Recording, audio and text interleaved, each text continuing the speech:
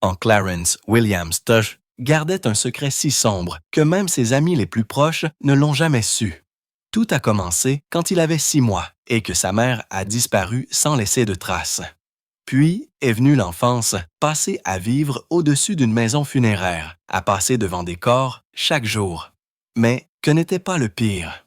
En 1985, après un rôle terrifiant dans un film, des agents du FBI se sont présentés sur son plateau avec des menaces de mort. Quelqu'un voulait sa mort, et la raison révèle la vérité troublante sur ce qui a vraiment fait craindre Hollywood de lui. Clarence Williams Strutt est né le 21 août 1939 à Harlem. Cette journée était chaude et la ville était pesante avec l'air d'août. Sa mère était à peine mentionnée dans les histoires de famille. Pas de nom dans le recensement, pas de photos dans les albums, juste le silence. Un parent a déclaré au New York Times en 2021 que personne ne l'avait vue après que Clarence ait eu 6 mois. Elle a disparu si complètement que, en 1943, la famille a cessé de payer pour le Western Union Tracer. Son père, Clarence Clay Williams Jr., jouait de la clarinette. Mais au moment où son fils est né, les concerts de big band se faisaient rares. Le swing s'estompait. Les petits groupes étaient moins chers. Et Clay était constamment en mouvement de Newark à Buffalo, à la recherche d'un travail qui lui permettait à peine de rentrer chez lui.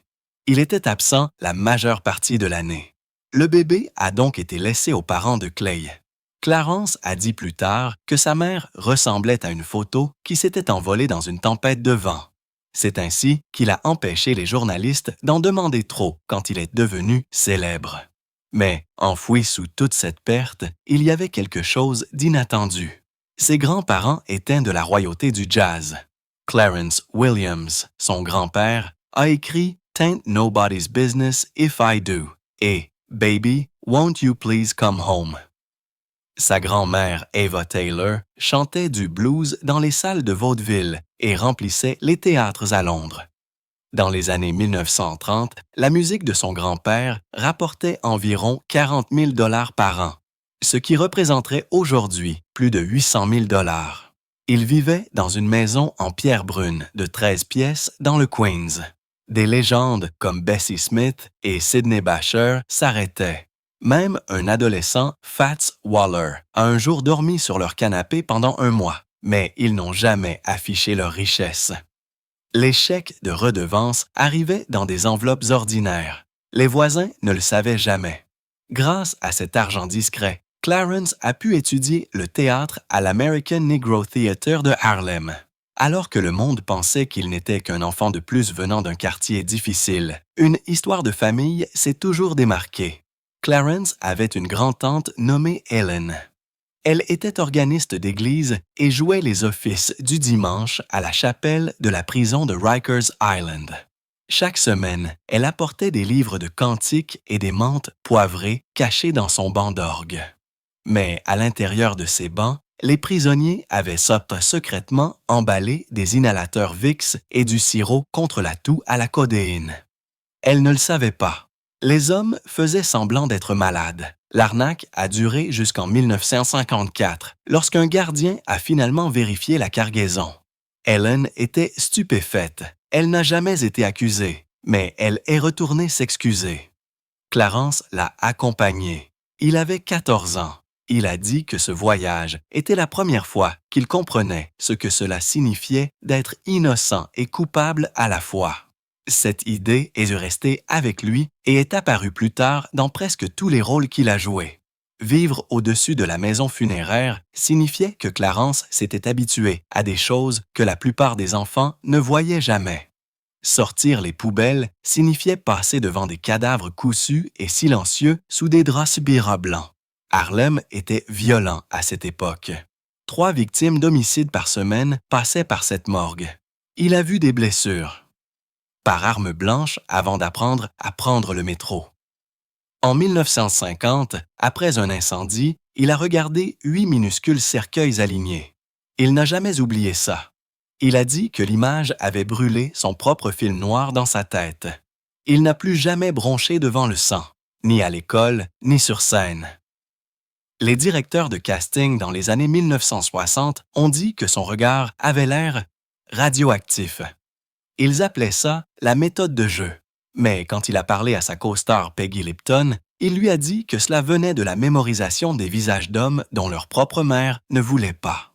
Ce poids l'a suivi dans son rôle de scène révélateur dans Slow Dance on the Killing Ground et à la télévision en tant que Link Hayes, le premier flic noir aux heures de grande écoute qui ne souriait pas pour être accepté. Clarence n'avait pas prévu d'être acteur. À 18 ans, il cherchait juste 20 $. C'était en juillet 1947, chaud et bruyant à Harlem, et il s'est arrêté au YMCA pour emprunter de l'argent à sa sœur. Elle travaillait au téléphone à l'étage. Il s'est promené dans le théâtre du sous-sol et il y avait une distribution qui répétait sous une seule lumière de scène. Le réalisateur lui a ordonné de lire un script. Il l'a fait. Il a réussi. Ce soir-là, il était sur scène. Cicely Tyson et James Earl Jones étaient dans la foule. Ce moment a mis fin à son arnaque et a commencé une carrière de 6 décennies. Il plaisantait en disant qu'il devait encore 20 $ et des intérêts au théâtre. Avant ce moment, il avait géré des numéros. Entre 15 et 17 ans, il a été coureur pour la loterie clandestine de Harlem. Il griffonnait des paris, collectait des pièces de 10 cents et mémorisait tout le trajet de la 143e à Lenox. Si la police se présentait, il mâchait les papiers et avalait l'encre. C'était dangereux. 2 amis ont été abattus à cause de dettes impayées au cours de l'été 1956. Mais cette vie de rue lui a appris comment les gens parlent, comment ils bougent. Cela lui a donné un rythme que les critiques ont plus tard loué quand il est monté sur scène. Ses rêves de théâtre ont été mis en attente en 1958 lorsque l'armée l'a appelé. Il a rejoint la 101e division aéroportée et s'est entraîné comme parachutiste. Compagnie C-56e.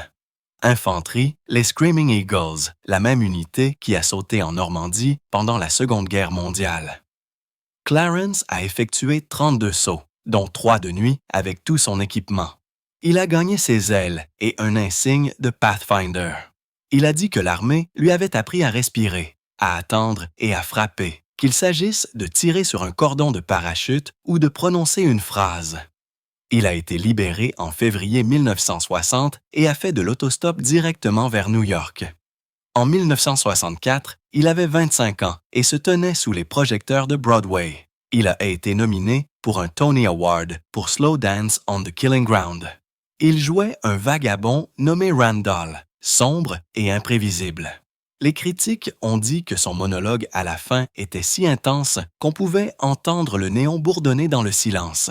Il n'a pas remporté le prix, mais il est devenu le plus jeune acteur noir jamais nominé dans cette catégorie. Hollywood a remarqué, mais quand de grandes offres sont arrivées, il a dit non. NBC lui a offert une émission pour 2 500 $ par épisode. Paramount le voulait pour un contrat de film d'1 demi-million de dollars. ABC a brandi un rôle de sitcom. Il a tout refusé.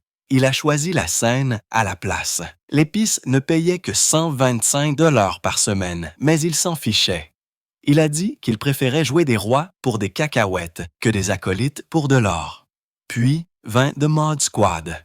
Quand Aaron Spelling est parti à la recherche de l'acteur parfait pour jouer Link Hayes en 1968, il a rencontré plus de 150 personnes. Le réseau voulait quelqu'un de bien propre. Mais au moment où Clarence Williams III est entré, tout a changé. Il portait des bottes militaires, un bonnet de laine baissé sur son afro en pleine croissance et des yeux qui semblaient avoir tout vu. Il n'a pas souri.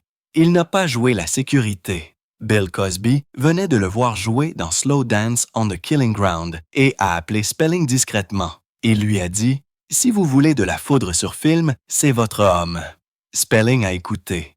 Et lorsque l'audition finale est arrivée le 11 mars 1968, Williams est entré chez Paramount et n'a pas seulement lu les répliques, il est resté silencieux comme une tombe. Spelling a dit que la température de la pièce avait augmenté de 10 degrés. ABC a paniqué. Ils pensaient que les téléspectateurs du Sud n'accepteraient pas un homme noir dans ce rôle, mais Spelling a menacé d'annuler toute l'émission si Williams n'était pas choisi. Et cela a fonctionné. Lorsque The Mod Squad a été diffusé pour la première fois le 24 septembre 1968, 26 millions de personnes ont regardé. Clarence Williams III est devenu le premier acteur noir à diriger un drame policier aux heures de grande écoute. Un épisode de la saison 2 intitulé A Hint of Darkness avait besoin que Link voie un flic voler de l'héroïne. Hors caméra, Williams a raconté à l'équipe les flics de Harlem qu'il avait vus enfant. Il a dit que certains venaient tous les vendredis, prenaient des enveloppes pleines d'argent, souriaient du même sourire et s'en allaient. Une fois, ils ont secoué une salle de billard pour 40 $, puis ont arrêté le propriétaire la semaine suivante parce qu'il manquait 5 $. Le réalisateur lui a dit de garder l'histoire pour les interviews, mais Williams a poussé les scénaristes à garder tout le pot de vin dans l'émission. ABC voulait couper la scène et seulement suggérer ce qui s'était passé. Williams a menacé de partir. Il a dit « Si les enfants de Watts savent que cela se produit et que nous faisons semblant que non, ils ne nous feront plus jamais confiance, ni à vous. » Spelling l'a soutenu. La scène a été diffusée le 11 novembre 1969. Les syndicats de police ont envoyé 200 plaintes, mais cela a également valu à l'émission sa première nomination aux Edgar Awards pour avoir montré une corruption réelle. En coulisses, les choses étaient tendues. L'émission avait un slogan célèbre, un noir, un blanc, une blonde. Mais ce trio ne s'entendait pas toujours bien. L'agent de Peggy Lipton s'est plaint que sur 12 publicités majeures en 1970, 8 utilisaient uniquement des gros plans de Williams. Michael Cole buvait beaucoup et a admis en 1973 qu'il détestait la façon dont Clarence pouvait voler une scène sans dire un mot.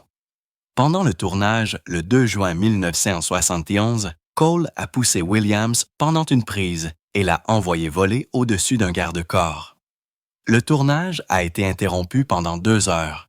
Lipton a dit plus tard qu'il devait programmer des séances de photos à des moments différents pour éviter les bagarres, mais la tension a fonctionné. La chimie était réelle. Les cotes d'écoute ont augmenté de 12% cet automne-là. Des années plus tard, Cole a dit que ce n'était pas de la haine, c'était de la peur. Il a dit que Clarence avait une force gravitationnelle. Peu de gens le savent, mais Lucille Ball est devenue l'un des mentors les plus proches de Williams. Leur bureau chez Desilu était juste à côté l'un de l'autre. Elle a remarqué à quel point il était fort sur scène et a commencé à l'inviter à ses répétitions du mardi. Elmise lui a appris à placer les punchlines, à gérer les censeurs et à laisser le silence faire le travail. En 1970, quand ABC a essayé de faire couper son afro à Williams, Lucy a envoyé une note au président du réseau. Il disait « Les cheveux ne font pas un voyou. Les audiences adorent ça, ils ont ça. » Elle l'a signé Lucy et l'a embrassé avec du rouge à lèvres rouges. L'idée a disparu du jour au lendemain. Des années plus tard, lorsque Williams a joué dans Night and Day à Broadway, il a dit qu'il pouvait encore entendre sa voix rauque dans sa tête, lui disant de faire une pause jusqu'à ce que la foule se penche en avant. Elle lui envoyait des fleurs à chaque anniversaire. Son dernier bouquet est arrivé le 26 avril 1989, le jour de sa mort. La carte disait simplement « Joyeux anniversaire, mon grand. Avec amour, Lucy. » Williams a rencontré l'actrice Gloria Foster en 1963. Il avait 24 ans, elle en avait 30. Ils ont été choisis dans The Cool World et prenaient le PC le métro tard dans la nuit, citant des répliques de rhinocéros. Ils sont passés des salles de répétition au bras l'un de l'autre, partageant des années de petits appartements et de routines tranquilles. En novembre 1967, pendant le séjour d'enseignement de Williams à Brandeis, ils ont parcouru de 655 miles jusqu'à Las Vegas et se sont mariés devant un juge du comté de Clark. Leurs témoins étaient 2 étudiants qui ont dû se précipiter pour un examen de sociologie. Ils n'ont même jamais interrompu les répétitions. 9 mois plus tard, The Mod Squad a été diffusé pour la première fois et ils sont soudainement devenus célèbres dans deux villes à la fois. Williams a toujours évité les questions sur les enfants, mais quand il est mort en 2021, sa nécrologie a mentionné un héritier, sa fille Jaime Phillips. Elle est née en 1974 et a été adoptée après une longue bataille pour la garde impliquant un ami de la famille. La presse n'a jamais utilisé son nom. Elle est allée à l'école sous le nom de Jamie Foster, un clin d'œil à Gloria. Un jour, un photographe a essayé de prendre une photo d'eux à la première de Purple Rain en 1984. Williams s'est placé devant l'objectif et a dit « Cet enfant ne travaille pas ça et ça ne l'est pas ça pour votre magazine. » Elle n'est jamais apparue dans aucune de ses émissions, pas une seule fois. Et même lorsqu'on lui a offert des contrats de télé-réalité sur leur vie, il a dit non. Après son décès, elle a hérité d'une succession d'une valeur de 2,8 millions de dollars, comprenant de l'argent provenant de 118 épisodes de télévision et de 46 films. Richesse discrète, loyauté discrète.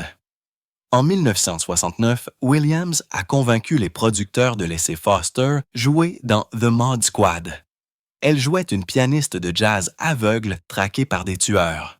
L'épisode a été diffusé le 18 février 1969 et a attiré une cote Nielsen de 27,2, battant Rowan and Martin's Laugh-In.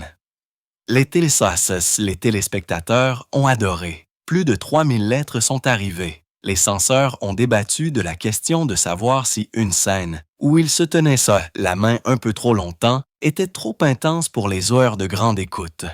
Pour se préparer, le couple a passé 48 heures dans l'obscurité totale chez lui. Williams l'a guidée par le toucher pour qu'elle puisse goûter à la cécité. L'histoire a été publiée dans TV Guide en mars 1969. L'année suivante, Foster est revenu dans une suite, l'un des 5 seuls acteurs invités à reprendre le même rôle. Leur mariage s'est terminé en 1944. Williams était à Minneapolis pour le tournage de Purple Rain. Foster était en tournée avec Having Our Say. Le 4 septembre, ils ont déposé des papiers de divorce à Los Angeles. Pas de bagarre, pas d'avocat se battant pour l'argent. Ils ont chacun gardé la moitié de leurs 2400 livres en alternant les numéros ISBN. Ils ont même ajouté une clause promettant de se défendre mutuellement contre les tabloïds. 3 semaines plus tard, ils étaient de retour ensemble sur scène dans un spectacle bénéfice, assis côte à côte. Leurs appels téléphoniques pendant les vacances sont devenus célèbres dans le monde du théâtre. Cicely Tyson a dit un jour que leur conversation durait plus longtemps que certaines représentations à Broadway. Clarence Williams Treur est né à Harlem le 21 août 1939. À l'âge de 34 ans, le monde le connaissait sous le nom de Link de The Mod Squad. Mais en 1973, l'émission a été annulée, et c'est à ce moment que tout a changé. Hollywood est venu frapper à sa porte, lui offrant des rôles dans le nouveau genre le plus en vogue, les films d'exploitation noire. C'étaient des films rapides, flashy, pleins de flingues et de gangsters, et ils rapportaient de l'argent. Les studios les adoraient parce qu'ils étaient bon marché, à réaliser et faciles à vendre. Mais Clarence les a tous refusés. Il n'a pas seulement rejeté quelques rôles, il les a tous rejetés. Pas 1 ou 2, mais au moins 8 offres entre 1973 et 1976. Son agent l'a supplié de reconsidérer. Les producteurs ont offert 25 000 à 30 000 $ d'avance par film. Cela aurait pu signifier environ 250 000 $ dès la première année. En argent d'aujourd'hui, cela représente près de 160 000 $. Mais Clarence ne s'intéressait pas à l'argent. Il a dit que ses rôles étaient vides, unidimensionnels, des stéréotypes enveloppés dans des vestes en cuir. Il voulait être un artiste, pas un produit. Alors, il s'est éloigné, et Hollywood s'est éloigné de lui. Alors que d'autres acteurs achetaient des maisons, Clarence encaissait des chèques de théâtre de 150 $. Il a fait le tour de petites scènes, a dormi dans des hôtels bon marché, gagnant au mieux 550 $ par semaine. Au cours de la prochaine décennie, il a renoncé à des millions. Les experts ont estimé plus tard qu'il avait perdu environ 2000 milles à 3000 milles de dollars en refusant ses films, mais il ne l'a pas regretté. Il pensait que c'était la bonne chose à faire. Pourtant, tout le monde n'admirait pas sa décision. Certains acteurs l'ont traité d'arrogant. Ils ont dit qu'il avait tourné le dos à la communauté. Les films d'exploitation noire ont donné à de nombreux acteurs noirs leur première chance de briller. Même les rôles imparfaits étaient meilleurs que pas de rôle du tout. Clarence savait ce qu'il disait. Il a même admis qu'il pensait que j'étais fou. Mais il est resté ferme. Il ne voulait pas être un flingue dans un imperméable. Il voulait être quelque chose de réel. Et il l'a prouvé. En 1969, 6 ans après s'être éloigné du cinéma, il est retourné à Broadway. Le 26 novembre, il se tenait sous les lumières vives de l'amphithéâtre, jouant aux côtés de Dame Maggie Smith dans Night and Day. Il jouait le président Makiba, un leader complexe d'une jeune nation africaine. Ce n'était pas un stéréotype. C'était un rôle réel, profond, vif, humain, et il a rappelé aux critiques pourquoi Clarence comptait. Il n'était pas un méchant de dessin animé. Il était quelque chose de plus fort, quelque chose de dangereux dans le silence. Ce silence n'est pas passé inaperçu. En 1983, Prince avait 25 ans et s'apprêtait à filmer Purple Rain.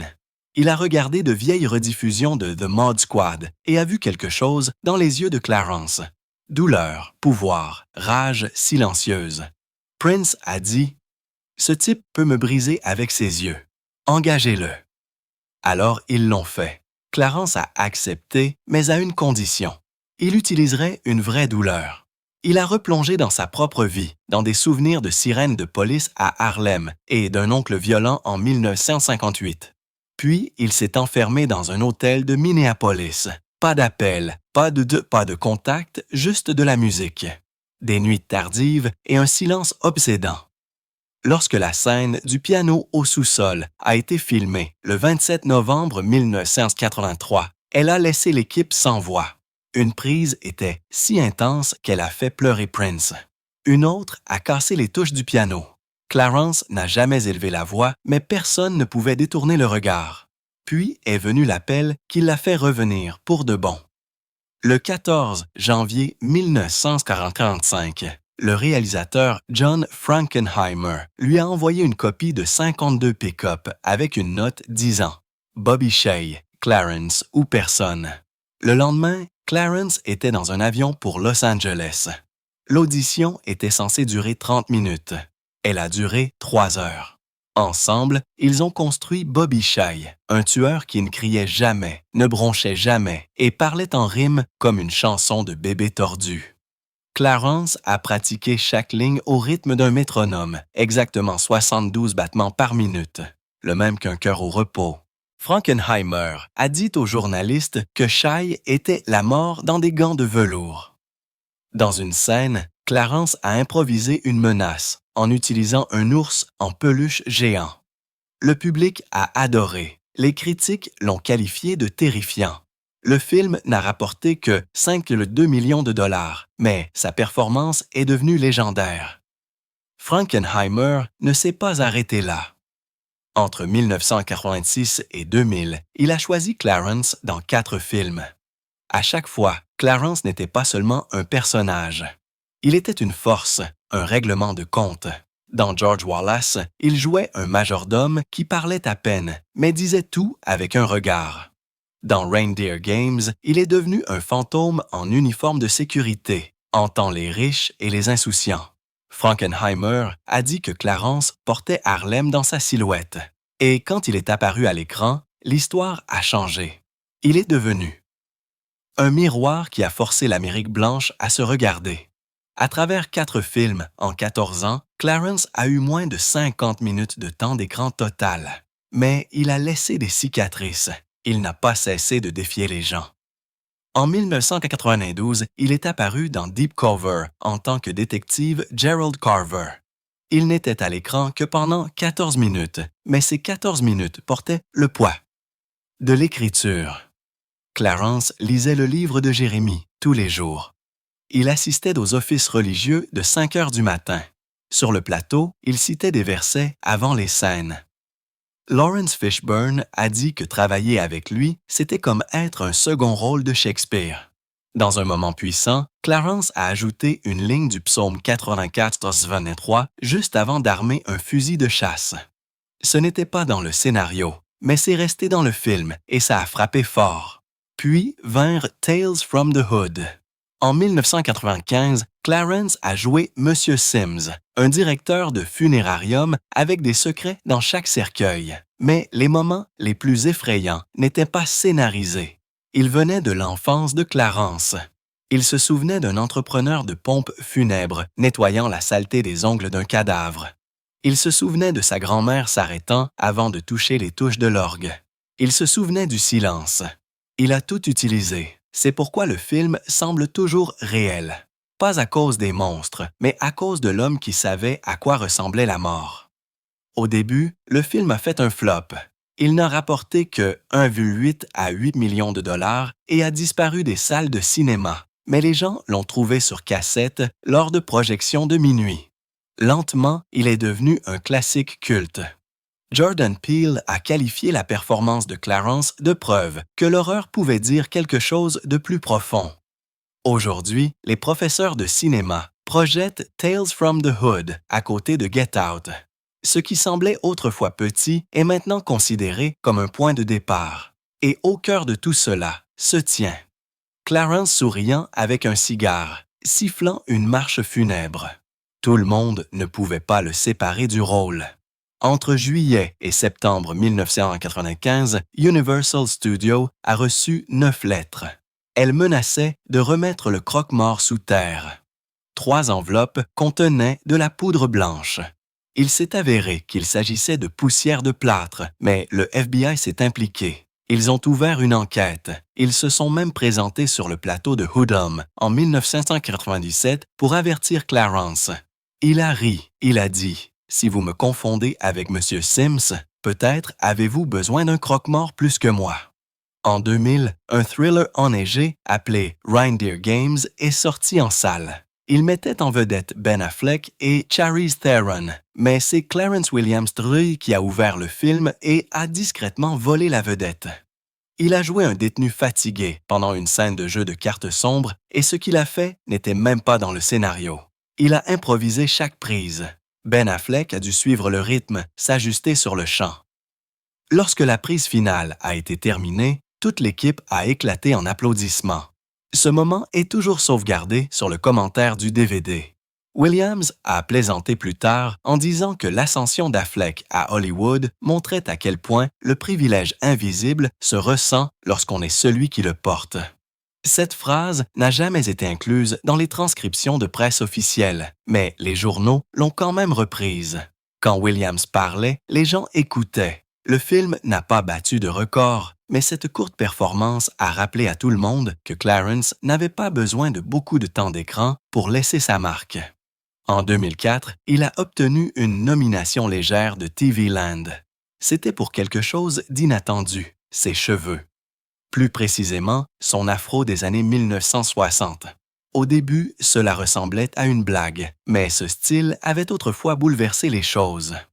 De retour dans The Mod Squad, son afro est devenu une image hebdomadaire à la télévision aux heures de grande écoute. Cela comptait. C'est arrivé avant le mouvement des cheveux naturels des années 1970. Les magazines pour adolescents ont écrit des guides sur la façon de le copier. Les barbiers d'Harlem ont constaté une augmentation du nombre de clients demandant le look de Link. La Bibliothèque publique de New York conserve encore les archives de ces histoires. Il n'a pas remporté le prix. La coiffure plumeuse de Farrah Fawcett l'a emporté, mais cela n'avait pas d'importance. Ses cheveux étaient déjà devenus un symbole. Il ne s'agissait pas seulement de style. C'était synonyme de fierté, de rébellion et d'un nouveau genre de cool qui disait « Voici qui je suis ».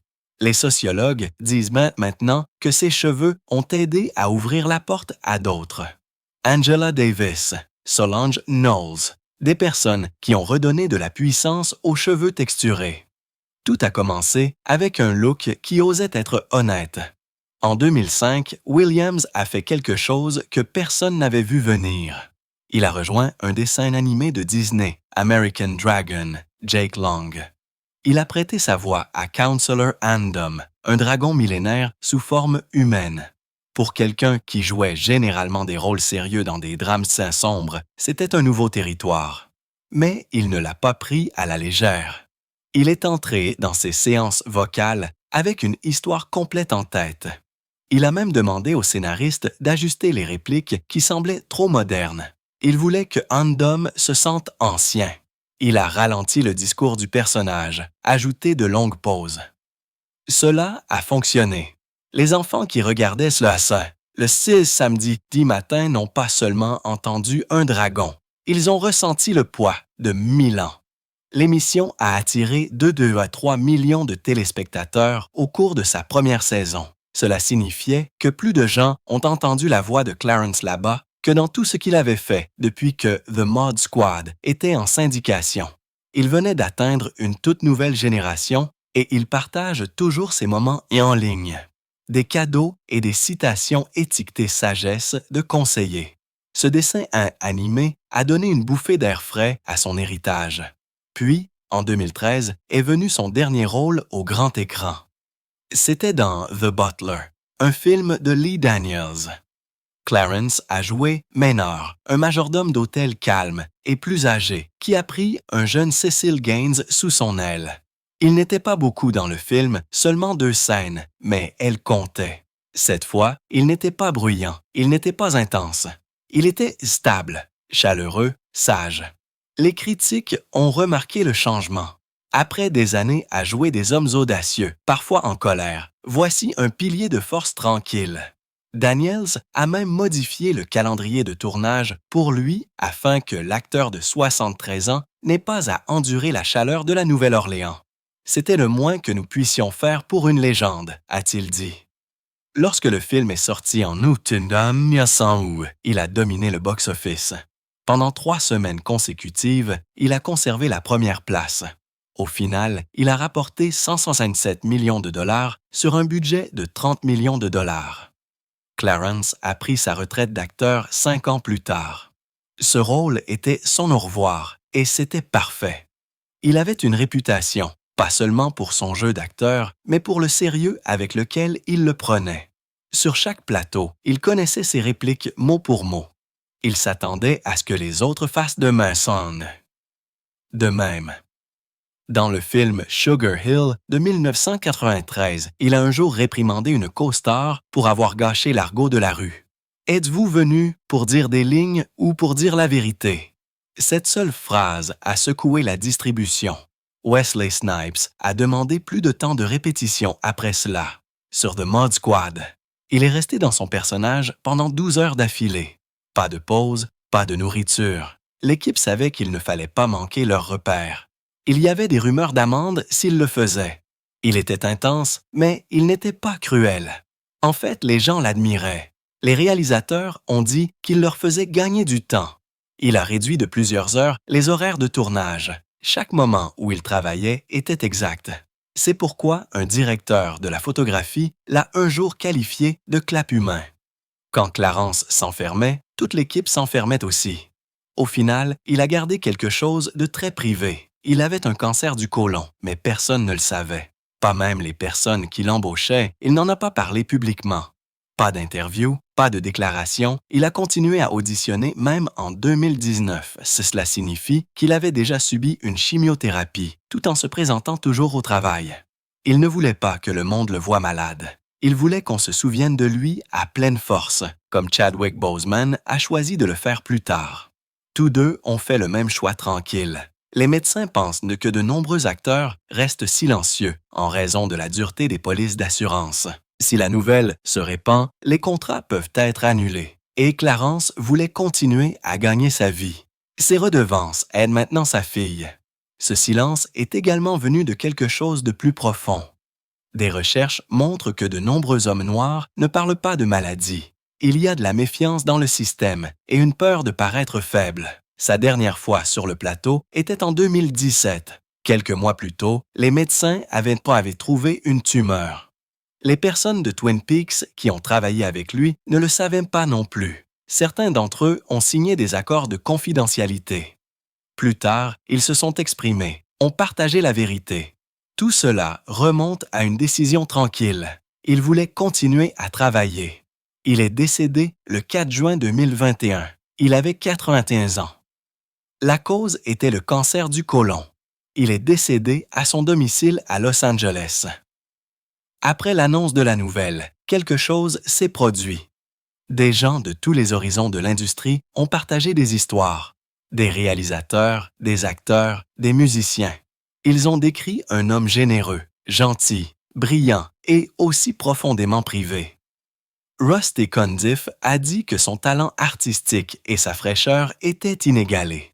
Lenny Kravitz a dit qu'il avait vu son propre visage en Clarence quand il grandissait. Peyton Reed a dit que Williams était gentil et plein d'âme sur le plateau, quelque chose qu'il n'attendait jamais de quelqu'un qui jouait autant de rôles intenses.